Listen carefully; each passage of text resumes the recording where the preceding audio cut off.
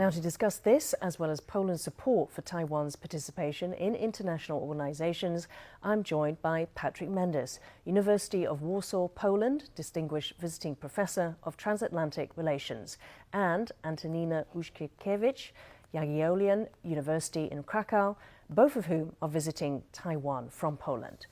Professors, a warm welcome to our show today. Thank you. Thank you. Professor Mendis, let me start with you. You've been studying, this Taiwan's inclusion, exclusion from the WHO and other UN organizations for many years. Do you sense a change in people's attitudes recently? I think there is an increase in number of people around the world, especially the government leaders and other NGO leaders and the international community as a whole, change its attitude now. They are beginning to realize what is China is doing in the behind the scene in the international organization, putting their own personnel in the high-ranking officials, and also they are putting some candidate from the friendly countries. They now beginning to realize what is actually happening in the international organization and the international community.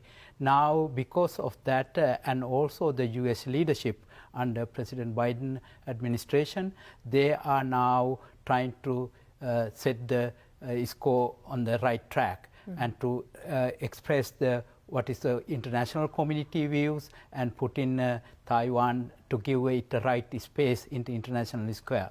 I think that changes attitude coming from the U.S. administration changes, and also it increase in relationship with the Taiwan and the rest of the European and countries and the democratic countries around the world.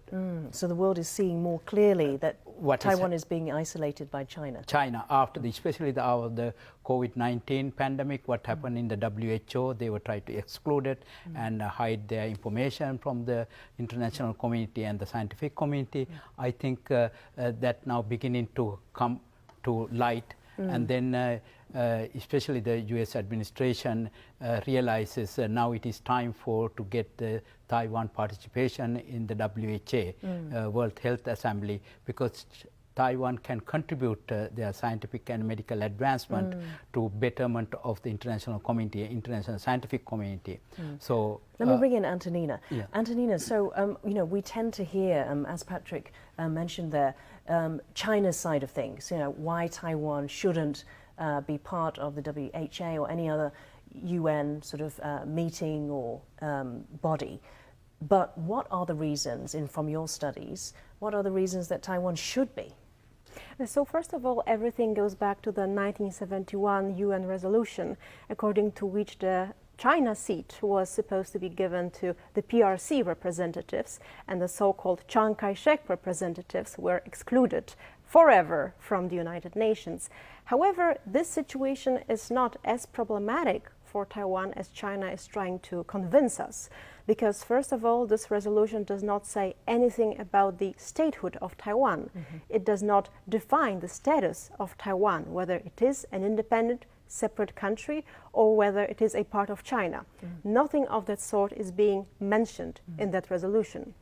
Secondly, UN General Assembly is one thing. There are also many agencies in that structure, and they have their own regulations. For example, there are agencies in which statehood is not required, or at least if it is required, you can be an observer.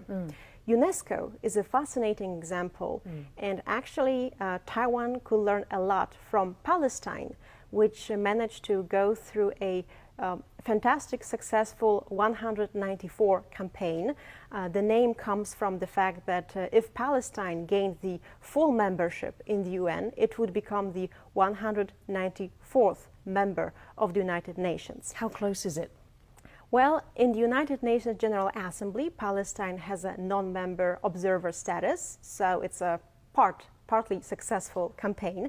However, in UNESCO, so one of the agencies of the United Nations, Palestine is a full member, which pretty much suggests that Palestine indeed de facto is an independent, separate country. That happened thanks to the fact that UNESCO has a majority vote. So one country has one vote, which means that in a pretty democratic voting, Palestine was accepted despite the objection from countries such as the United States.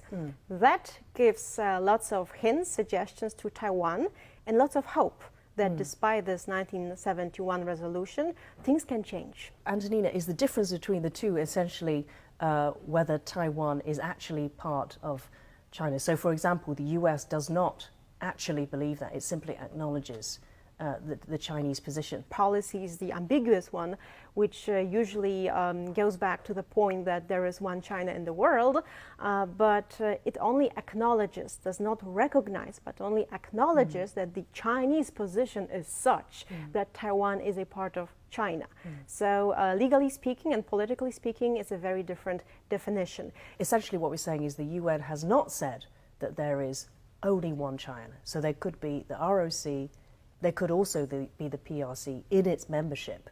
There's nothing legally that it's said so far to say that it only accepts one China. Is that correct? It is correct. Moreover, United Nations and UNESCO, since we're already talking about Palestine, does not even define what state is. So it's even more ambiguous. It's even more a much more gray area, which actually gives some leverage to Palestine, to Taiwan, because it all depends on what kind of definition we accept.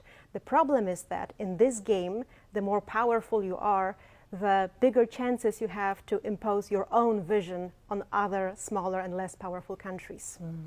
Professor Mendis, let's get on to Poland, which is where your research is. We've got 1 minute left. Why should Poland support Taiwan in your view?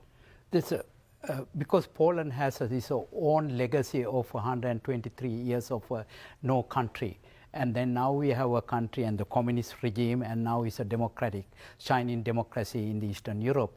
And then if you wanted to preserve and protect and champion for the democratic ideals that Poland is supposed to advocate in, they should advocate the principles and the values of democratic ideals. So therefore, I think if democracy wanted to prevail, all the democratic countries around the world support another shining example of democracy in the heart of Asia.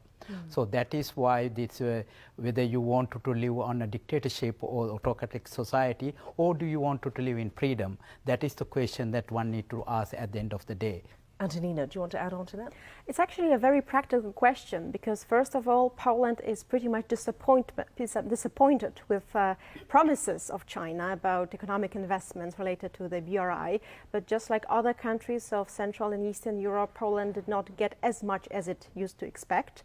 That is why you can observe that Poland is slightly shifting towards some pro-Taiwanese tendencies.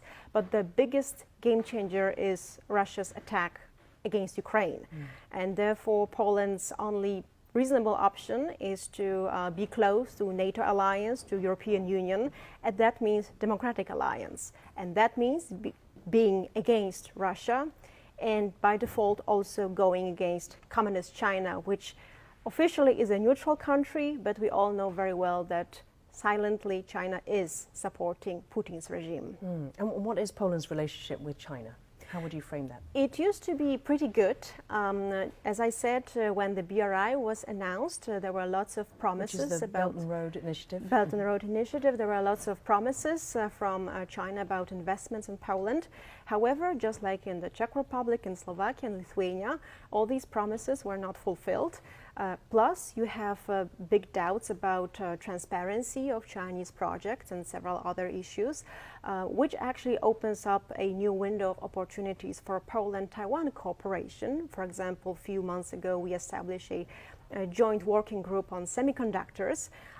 There is still a long way to go, so Poland is not as brave as Lithuania or Czech Republic. However, definitely we do have a window of change. Patrick, very final question. So can Poland, or how does it navigate, how does it maintain its, I guess, the economic relationship with China, but also help to support Taiwan? First is Poland need to ask which side you are going to be on. And which is you are in the NATO alliances with the democracies or with the US as a leader in the free world. or you want to align with Russia because economic sustenance. But as Antonina mentioned, all the promises made is not fulfilled. You can see the Belt and Road Initiative around the world. There are debtor nations like Sri Lanka and also the Zambia and a number of other 13 countries. And there are reports that in 2 months' time, Pakistan become another debt nation and Mongolia in 8 months. So this is the question is they are promising certain things, and the eventuality is that these countries become a debtor nation and obligated to subject to the Chinese wishes because they don't have any other options. What was its economic development names through the BRI is not fulfilled in these countries. Thank you very much. Patrick and Antonina, thank you for your time today. Thank you. Hello, I'm Ian Kavat of Taiwan Talks. If you liked our show, please search for us on YouTube, give us a thumbs up and hit subscribe to our channel. Feel free to leave us any feedback in the comments section.